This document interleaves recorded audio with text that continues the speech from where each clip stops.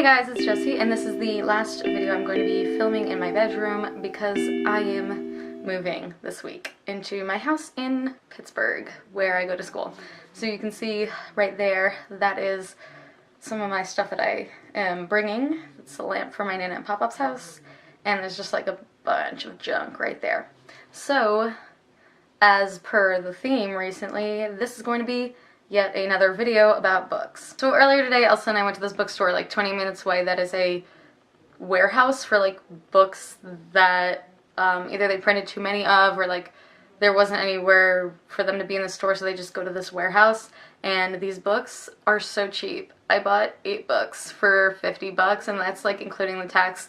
If it was like without tax, it would have been like 46. So like prime. One of those books I gave to my dad. It was a book about the Grateful Dead, so that's not going to be in this haul, but I did buy it, so yes. So without further ado, here is my book haul. So first things first, I have Maggie Cassidy by Jack Kerouac. I know nothing about it. I should know more about it because I high-key know a heck ton about Jack Kerouac, but Soup's excited. This is one book about him that I bought. Well, this is the only book by him that I bought. However, I did also buy this book about him called Jack's Book, an oral autobiography of Jack Kerouac, which is super exciting because I'm really more fascinated about his life because I find his writings kind of annoying. So this book's pretty thin, which is totally doable because I've been trying to read his book of sketches forever and it just stinks. And also On the Road was aight, and like, also in the vein of beatnik literature, I finally bought Naked Lunch. I do have The Ticket That Exploded and The Hippos Were Boiled in Their Tanks, which is Jack and Bill Burroughs. So this one I know is like supposed to be like the first book that you're supposed to read by him, and so this will be my intro to William S. Burroughs. And then this is called American Smoke, and it features interviews with Burroughs as well as Allen Ginsberg, and like, I cannot get enough Allen Ginsberg. He is my hero, my shining star.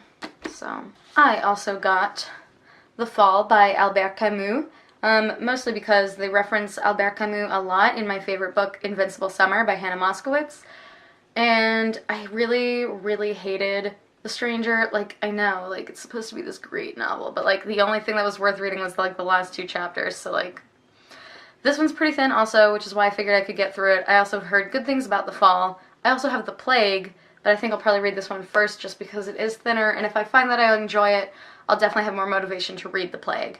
I also got Paris by Edward Rutherford, which I heard good things about. Also, it's in Paris, in my favorite country. So, also, it's a really nice copy because it's like a nice little floppy paperback.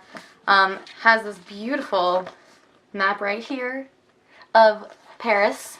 Can't get enough of France. Only thing negative about this is that it's written in English, so I just have to swallow it a little bit. Also, the Albert Camus book is in English because, I don't know, there's just like so much more access to like English versions of French books. I do have a French book written by him. I think I have L'Homme Révolté, so that maybe will get read, who knows. I got that at the thrift store for like $1, so.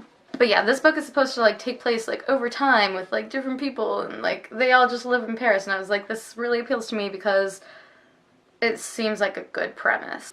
And then this is the book that I am most excited about. So it's called A Brief History of Vice by Robert Evans. So I listen to this like radio show, not anymore, but I listen to it every morning on the way to work. They run from like 6 in the morning to like 10, I think, and it's awesome. Elliot in the Morning, super great. They had the author like on the radio with them, and they were just talking about all the things that he talks about in this book and all these experiences.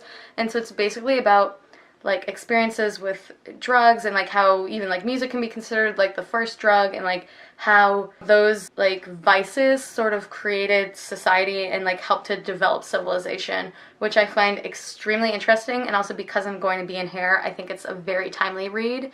I actually went to the bookstore to make sure that I could get this book, so super excited about this. Probably is going to be the next thing that I read. So there you go. Here are all the books that I recently bought, and Hopefully I will get to reading these within the year, but since I'm super busy, you never really know. But I'm planning on bringing all of these to college with me and learning a lot more about drugs and beatniks. So yeah, thank you all for watching, and I'll see you next time.